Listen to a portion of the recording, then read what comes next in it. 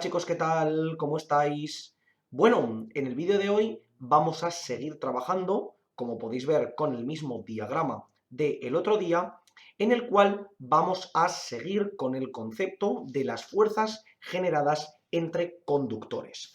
Por el momento habíamos visto únicamente cómo funcionaban los diferentes campos generados de un conductor sobre el otro, y ahora vamos a ver concretamente qué es lo que ocurre cuando estos campos generan una fuerza magnética sobre dichos conductores. Es decir, si recordáis, habíamos visto que la fuerza magnética generada por una corriente sobre un punto en general era precisamente esa corriente multiplicada por el producto vectorial entre el vector longitud y el campo magnético sobre el que se aplicaba. ¿De acuerdo? Recordad que esta intensidad es la intensidad que circula por la corriente que estamos trabajando, es decir, por este hilo, mientras que este es el campo magnético que se aplica sobre el hilo sobre el que estamos trabajando.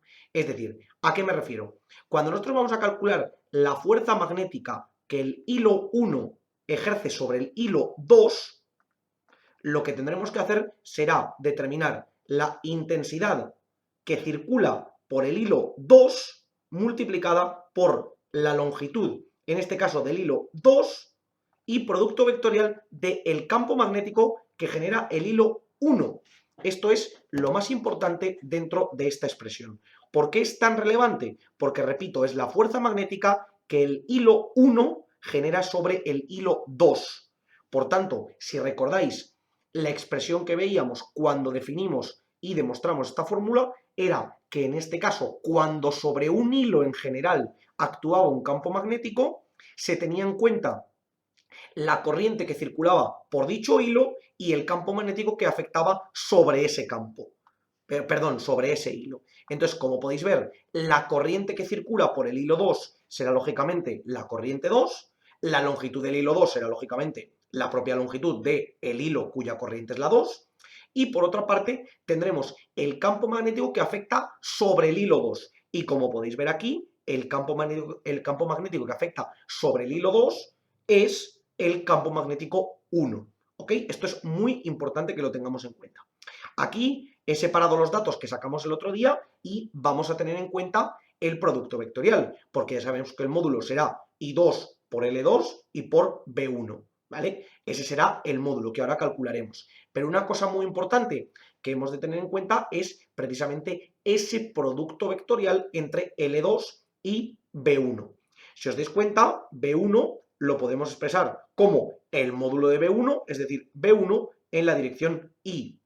Mientras que L2 no dejará más que ser la dirección y el sentido de la corriente por la que circula L2. Es decir, que tendrá la misma dirección y el mismo sentido que tenía el diferencial de L2. ¿Ok? Por tanto, podremos decir que ese L2 vendrá determinado por este vector. Es decir, esto será L2, que repito, será equivalente al diferencial de L2, por tanto, entendemos que será L2 en Z. ¿Ok? Y de esta manera podemos determinar precisamente el determinante, nunca mejor dicho. Es decir, que esto sería el módulo, es decir, I2 por L2 y por B1, todo el módulo, y después lo multiplicaríamos por los unitarios de B1 y de L2, únicamente para la dirección. Es decir, todo esto multiplicado por X y Z, aquí nos quedaría primero L2, que vemos que es L2 unitario, 0 y 0, consideramos que es unitario porque ya hemos metido aquí el módulo, ¿vale? Y por tanto, aquí nos quedaría, perdón, esto lo he escrito mal, era en Z, si lo he puesto bien, sí, correcto, era en Z, es decir, 0, 0, L2, y por otra parte tendríamos B1, que era 0, B1, 0. Por tanto, desarrollamos este determinante, de nuevo repito, I2, L2, B1, y esto nos quedaría, pues que tendríamos en X, nos quedaría 0 por 0 menos L2 por B1, es decir, menos L2 por B1, y los demás términos ya vamos a ver que van a ser 0, pero bueno, los comprobamos. Sería 0 por 0 menos L2 por 0, es decir, 0, y más Z, 0 por B1 menos 0 por 0, es decir, 0. ¿Ok? Por tanto, esto nos quedaría I2 por L2 y por B1 Y repito, como todo esto era unitario, podemos simplemente poner el signo delante y automáticamente determinar el sentido en el que se desplazaría nuestra fuerza. ¿Ok? Vuelvo a repetir, es muy importante entender que como yo este factor lo he puesto fuera, sería unitario y si no, tendría que simplemente eliminar el módulo de estas dos cosas fuera y aplicar este módulo dentro, ¿vale? Al final sería absolutamente lo mismo. Entonces, ¿qué es lo que me doy cuenta? Que la fuerza magnética ejercida en el hilo 1 sobre el hilo 2 será menos I2 por L2 y por B1 en el eje X. Es decir, que la fuerza magnética que ejercerá, la voy a marcar en verde, la fuerza magnética que ejercerá el hilo 1 sobre el hilo 2 tendrá esta dirección. Se desplazará en el eje X negativo. Esta es la fuerza que el 1 ejercerá sobre el 2. ¿Ok? Lo voy a poner por aquí, todo en el mismo color. La fuerza que el 1 ejercerá en el 2. ¿De acuerdo? Esta será concretamente esa magnitud que estaremos buscando. Podemos calcular el módulo. Menos I2 por L2 y por B1 será concretamente pues menos I2 por L2 y por B1 que lo tenemos aquí arriba, que era mu sub 0 por I1 todo dividido entre 2pi por R. Es decir, que esto lo podemos poner todo junto, mu sub 0, pongo aquí el menos, es muy importante que no nos olvidemos del término en X, ¿vale? Si lo ponemos aquí vectorialmente y si lo ponemos únicamente como el módulo, pues simplemente no hace falta que pongamos el vector, ¿vale? Esto sería menos mu sub 0 por I1 y por I2, todo dividido entre 2pi R y todo multiplicado por L2. ¿Por qué el L2 lo pongo fuera? Porque, como os dais cuenta, al definir una magnitud sobre un hilo que precisamente está indefinido, es decir, que es un hilo de longitud teóricamente infinita, esta longitud teóricamente debería tender a infinito y por tanto el módulo de la fuerza sería infinito. ¿De acuerdo? Es decir, que podríamos decir que la fuerza magnética como tal que el 1,2 ejerce, pues sería ese menos mu sub 0 por I1 y por I2 dividido entre 2pi r y por L2, todo en el eje X, pero ¿qué es lo que ocurre? Que para que esta fuerza no sea infinita, lo que solemos definir es la fuerza por unidad de longitud. Es decir, que esta longitud pasaría dividiendo y tendríamos que la fuerza magnética que se ejerce sobre, que el 1 ejerce sobre el 2, por unidad de longitud del cable, sería menos mu sub 0 por I1 por I2 dividido entre 2pi r, todo en el eje X. De tal modo que de esta manera podemos determinar automáticamente que la fuerza por unidad de longitud sí que tiene un valor que tiene sentido, ¿vale? Si no, al estar trabajando con un cable teóricamente infinito, la fuerza sería infinita, ¿ok? Es decir, que tendríamos aquí arriba fuerza magnética que el 1 ejerce sobre el 2, de nuevo por unidad de longitud, repito, esto sería menos mu sub 0 por I1 y por I2, dividido entre 2pi r por, en este caso, el eje X. ¿Ok? Y ahora vamos a plantear exactamente lo mismo, pero en lugar de el cable 1 sobre el cable 2, será el cable 2 sobre el cable 1. Es decir, que todo esto lo vamos a borrar, pero al final la idea va a ser muy similar. Lo único que nos va a cambiar va a ser la dirección, en este caso la dirección se va a mantener, pero sin embargo el sentido sí que cambiará.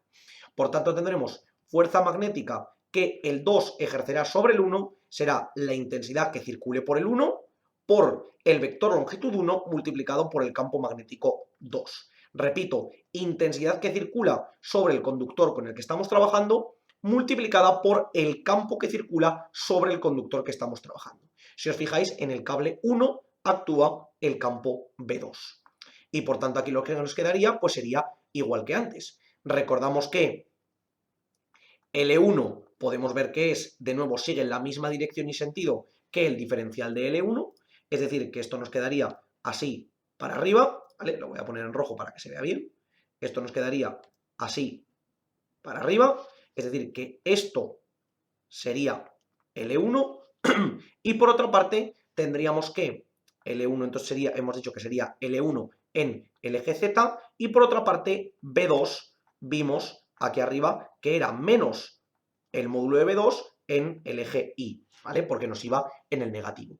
Por tanto, tendremos que desarrollar el determinante, que esto sabemos que será Y1 por el determinante. En X, Y y Z, como siempre hacemos, primero L1, que era el 0, 0, L1, y por otra parte el 0 menos B2 y 0, ¿vale? Por tanto, de nuevo, solo tendremos componente en X, por tanto, el resto de las componentes me las voy a ahorrar, porque ya sabemos que Y y Z volverán a ser 0, ¿vale? Tenemos la misma simetría que teníamos antes, y en X nos quedará simplemente 0 por 0 menos L1 por menos B2, es decir, más B2 por L1, y todo multiplicado, lógicamente, por la intensidad 1.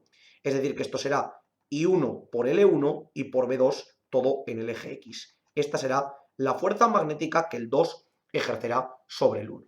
Podemos hacer exactamente lo mismo de antes con el módulo. El módulo de I1 por L1 y por B2, pues será I1 por L1 y por mu sub 0 por I2 entre 2πr. Que esto será lo mismo que mu sub 0 por I1 por I2, todo dividido entre 2πr y todo multiplicado por L1. Es decir, que la fuerza magnética que el 2 ejercerá sobre el 1 será concretamente igual a mu sub 0 por I1 por I2 dividido entre 2πr, todo multiplicado por L1 y todo en el eje X positivo. Es decir, que en este caso, la fuerza magnética que se ejercerá será en el sentido contrario al que ocurría antes. Es decir, la fuerza 2 sobre el 1. ¿De acuerdo? De tal modo que lo podríamos ver de esta manera. Y nos ocurre igual que antes. Como la longitud teóricamente es infinita, consideraremos fuerza por unidad de longitud. Es decir, que la fuerza que se ejerce en el 2 por, mejor dicho, que el 2 ejerce sobre el 1 por unidad de longitud del 1 sería pues ese mu sub 0 por I1 y por I2 partido entre 2pi por r, donde r podemos ver que es la distancia entre los cables. Es decir, que la fuerza magnética que el 2 ejerce sobre el 1 por longitud del 1 sería mu sub 0 por I1 por I2, todo dividido entre 2πr en x. Aquí no nos olvidemos que del x, que al final no deja de ser más que un vector.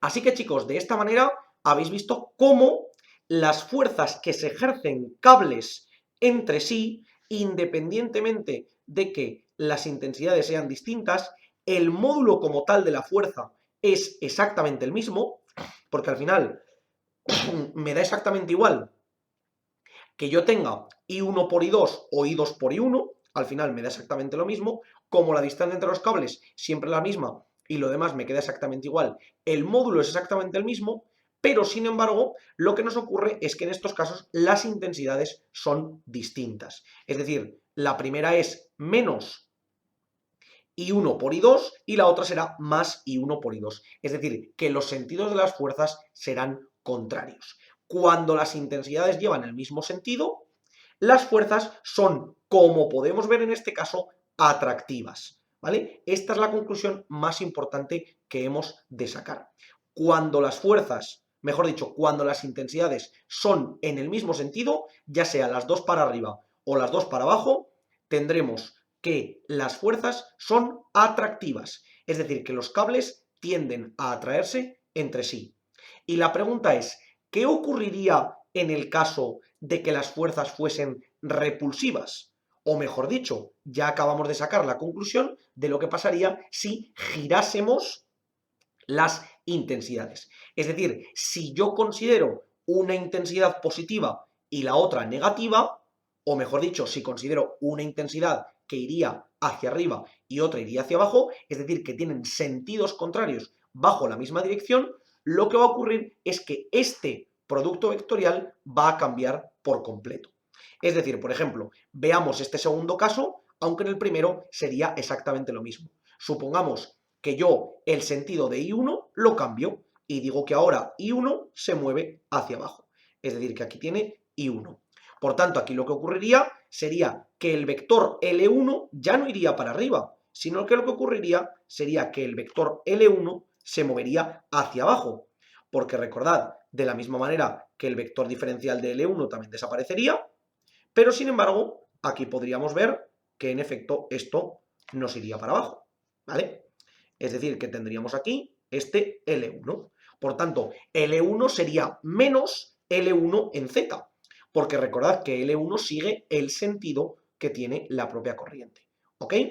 Por tanto, ahora cuando desarrollásemos este determinante, aquí tendríamos un menos y por tanto aquí dentro nos quedaría también un menos. Es decir, que la fuerza se desplazaría, en este caso, en el eje negativo. Por tanto, la fuerza nos quedaría, en lugar de multiplicada por este vector, simplemente nos quedaría multiplicada por el vector hacia fuera. Esta sería la fuerza que el 2 ejercería sobre el 1.